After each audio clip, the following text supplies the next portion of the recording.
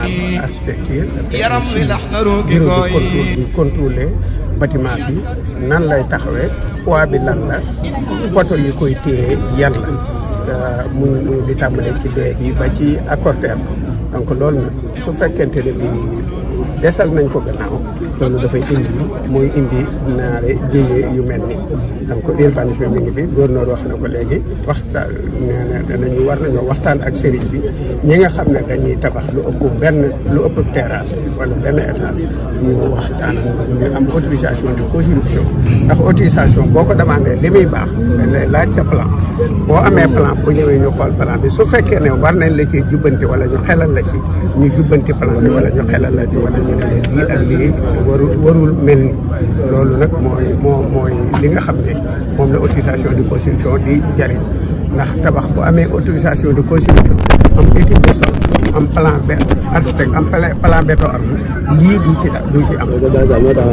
ñàkk gi mu ko ñàkk nag nga xam ne kii def dafay yéene ak xalaatam waaye norme yi lan la suuf bi lan la laaj fii dafa am napp bi étude de sol bi lan la génne donc parce que fa am suuf benn bokkul ak moroom sol roos yi nga xam ne ñoo nekk ci suuf roos bu nekk ak lam laaj ak na koy stabiliser ba nga xam ne dana mën a tenir poids bâtiment boo xam ne nii bâtiment bu diis la wala bu kawee ñi ngi masawu ñëpp nag di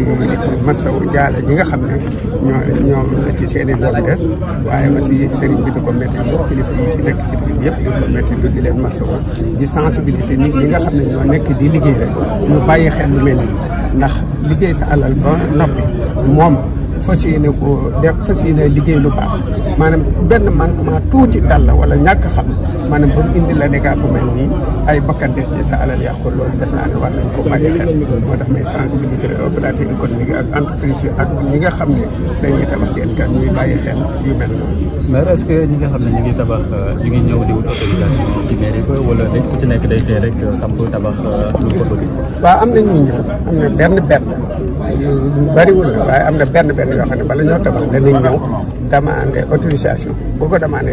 am nañ service technique am nañ ay ingénieur ak i technicien ñu ngi lëkkaloog urbanisme